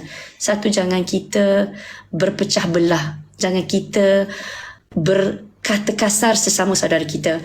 Walaupun kita rasa terguris kadang-kadang dengan certain perbuatan yang dibuat oleh mungkin macam contohnya negara-negara tertentu. Mungkin itu satu propaganda untuk memecah belahkan kita. Jadi kita kena betulkan balik minda kita, cantikkan balik niat kita, betul dan uruskan hati kita kembali agar kita sentiasa berbaik sangka dengan saudara kita, ya Allah. Negara-negara yang Abang Zainal sebut tu pun kadang-kadang saya pun ada terguris dengan mungkin berita yang sampai pada kita. Jadi insya-Allah mungkin saya akan buat satu topik khusus tentang Saudi, kebaikan yang dibawakannya supaya kita dapat menguruskan emosi kita juga, dan juga negara-negara lain yang kadang-kadang kita berburuk sangka. Saya nak buat satu topik tu agar kita berbaik sangka dan bersatu padu dalam mencari redha Allah, dalam kita mencari solusi tentang isu-isu ummah. Dan dengan itu, Assalamualaikum warahmatullahi wabarakatuh. Saya mohon maaf sekiranya ada terkasar bahasa, tersilap kata. Moga Allah sentiasa merahmati kita semua, insya-Allah. Moga apa amalan yang kita buat yang sedikit ini Allah terima sebagai amalan yang diterima, insya-Allah. Jazakallahu khairan kathiran semua. Selamat berehat, insya-Allah kita bertemu lagi.